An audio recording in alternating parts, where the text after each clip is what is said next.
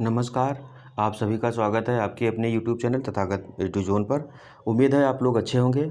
आज 23 अगस्त 2023 को भारत के लिए बहुत विशेष हम देखें तो महत्वपूर्ण दिन है कि आज इसरो द्वारा जो चंद्रयान 3 भेजा गया है वो चंद्रमा की सतह पर सुरक्षित लैंडिंग करने वाला है। तो 6 बजे इसका प्रसारण सीधा किया जाएगा। आप लोग हो सके तो देखिए, बाकी जो इससे रिलेटेड वीडियो होंगे हम शॉर्ट वीडियो के रूप में डालते रहेंगे। तो चलो आज का हम अपना लेक्चर शुरू करते हैं। आज का जो हमारा लेक्चर है वो है नियंत्रक एवं महालेखा परीक्षक पर है। तो संविधान में हमने पिछले लेक्चर में सर्वोच्च न्यायालय को पढ़ा था। अब अगला जो प्रावधान किया गया सर्वोच्च न्यायालय के अलावा नियंत्रक एवं महालेखा परीक्षक का किया गया। इसका प्रावधान अनुच्छेद 148 से लेकर के अनुच्छेद 151 तक किया गया है। तो जो भारत में देखते हैं इसको कंट्रोलर एंड एडिटर जनरल, इसको अंग्रेजी में कैग भी बोलते हैं हम लोग, शॉर्ट फॉर्म कैग के लिए ज़्यादा फेमस है।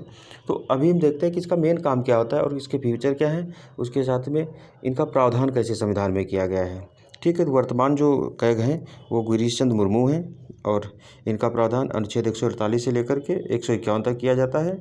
फिर आगे कहा गया है अनुच्छेद 148 जो प्रावधान करता है वो कहता है भारत का एक महानियंत्रक लेखा परीक्षक होगा। ठीक है, जिसकी नियुक्ति कौन, तो भारत का राष्ट्रपति करेगा। सीएजी अपना पद ग्रहण करने से पहले भारत के राष्ट्रपति या उसके द्वारा नियुक्त किसी व्यक्ति के समक्ष शपथ ग्रहण करेगा। तो इनको नियुक्त राष्ट्रपति करते हैं। शपथ भी लेने का प्रावधान राष्ट्रपति के तहत है।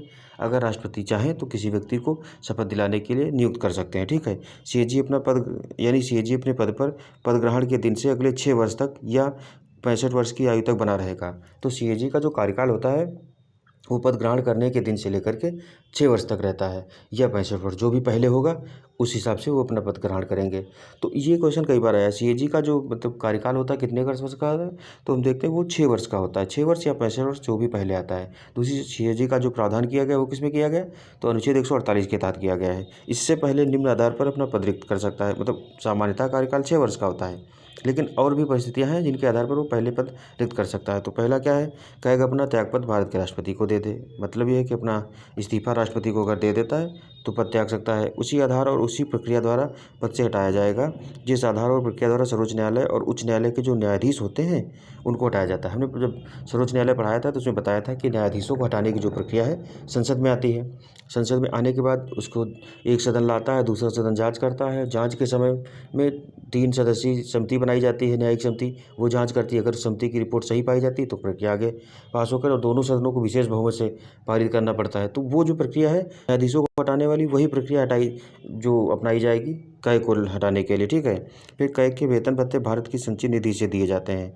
तो भारत की जो संचित निधि है उस पर भारित होते हैं और यह संचित निधि पर भारित होते हैं। मतलब यह है कि जो संचित निधि हमने पढ़ाया था तो उसमें कैग के भी वेतन भत्ते शामिल हैं।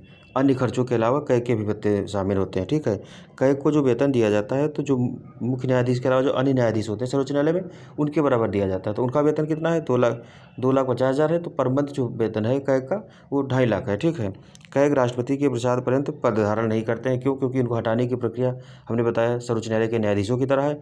राष्ट्रपति इनको जब चाहे तब नहीं हटा सकता है। जब तक संसद में प्रक्रिया पारित ना हो जाए तब तक वो नहीं हटते हैं। ठीक है, सीएजी के कार्यकाल के दौरान अलाभकारी परिवर्तन पद पर रहते हुए नहीं किए जाएंगे। मतलब ये है कि इनको जो वैतनिक सुरक्षा दी गई है, कार्यकालीय सुरक्षा दी गई है, जिससे ये अपना काम सुचारू ढंग से चला सकें। ठीक है, फिर आगे बात की जा रही है जो सीएजी सेवानिवृत्त होने के बाद भारत सरकार के अधीन कोई लाभ का पद धारण नहीं करेगा। मतलब यह है कि भारत में जितने भी लाभ के पद डिसाइड किए गए वो लाभ के पद पर सीएजी जो होगा वो नहीं जाएगा। ठीक है, उसके बाद चाहे वह केंद्र सरकार या सरकार के अधीन हो या राज्य सरकार के अधीन हो। मतलब जो पद की बात कही गई लाभ का पद, वो चाहे केंद्र सरकार के अधीन हो या राज्य सरकार के अधीन हो, सीएजी जब रिटायर्ड होगा वो उन पदों को ग्रहण नहीं करेगा। ठीक है, उसके बाद सीएजी के पद का प्रावधान ब्रिटेन से लिया गया है। इसका प्रावधान 1935 के अधिनियम में ही कर दिया गया था। तो जब हम संवैधानिक भारत में विकास पढ़ा रहे थे तो 1935 वाला जो अधिनियम आया था उसी के तहत जो सीएजी के पद का प्रावधान है वो भारत में कर दिया गया था और इसको ग्रहण कहाँ से किया गया, ब्रिटेन के संविधान से ग्रहण किया गया। फिर अनुच्छेद 149 जो है वो क्या कहता है, सीएजी के कार्य क्या क्या रहेंगे। तो केंद्र राज्य तथा जो केंद्र शासित प्रदेश है उनकी आय व्यय की समीक्षा करना। तो जितने भी उनके खर्चे होंगे उन खर्चों की ऑडिटिंग करने का काम किसका रहेगा, वो कैग करता है। तो कौन कौन, केंद्र, राज्य तथा जो केंद्र शासित प्रदेश और जो स्थानीय जो संस्थान होते हैं सबकी जो ऑडिटिंग भारत में करने का काम किसको दिया गया है, वो दिया गया है कैग को। ठीक है। संचित निधि से निकाले गए धन का परीक्षण करना। संचित निधि से जितना भी धन निकाला जाता है, खुद का भी देखो वेतन संचित निधि से दिया जाता है, लेकिन संचित निधि से जितना भी पैसा निकाला गया है उसकी क्या करेगा, ऑडिटिंग करने का काम किसके पास है, वो कैग के पास है। भारत की संचित निधि एवं केंद्र शासित प्रदेश की राज्य एवं जो केंद्र शासित प्रदेश और राज्य हैं उनकी आकस्मिक निधि से किए गए धन का परीक्षण करना। जितने भी मतलब निधियां हैं उनसे धन का जो निकाला जाता है धन या जमा किया जाता है, तो जो भी चीज़ होती है धन की उसको क्या कहता है, उसका परीक्षण कौन करेगा, कैग करेगा। ये ऑडिटिंग का मेन काम इनका दिया गया है और वो भारत में कहीं भी हो, जो राज्य नामक संस्थान है वो कहीं भी लागू काम करते हैं तो उन पर कैग का जो प्रावधान है वो लागू हो जाएगा। ठीक है। फिर अनुच्छेद 150 कहता है कि संघ और राज्यों के लेखों का प्रारूप कैसा होगा, ये डिसाइड मतलब संघ और जो लेखे हैं राज्य हैं उनके लेखों का प्रारूप बताने की बात की गई है। अनुच्छेद 151 कहता है अंकेक्षण और प्रतिवेदन, मतलब कि अंकेक्षण करने के बाद में जो ऑडिटिंग कर लेगा आयोग जो कैग है उसके बाद में अपना प्रतिवेदन किसको देगा, तो कह रहा है भारत के महानियंत्रक लेखा परीक्षक के संघ के जो लेखे होंगे उनके संबंधी प्रतिवेदन को राष्ट्रपति को समझ या राष्ट्रपति को देंगे। ठीक है। तो राष्ट्रपति के समझ और या राष्ट्रपति को सीधे दे देंगे। तो जो संघ के जितने भी लेखा हैं उनकी लेखाओं की जांच करके जो कैग है वो अपना प्रतिवेदन जो होगा राष्ट्रपति को देगा। ठीक है। राष्ट्रपति इस प्रतिवेदन को संसद के सदन के पटल पर रखवाएंगे।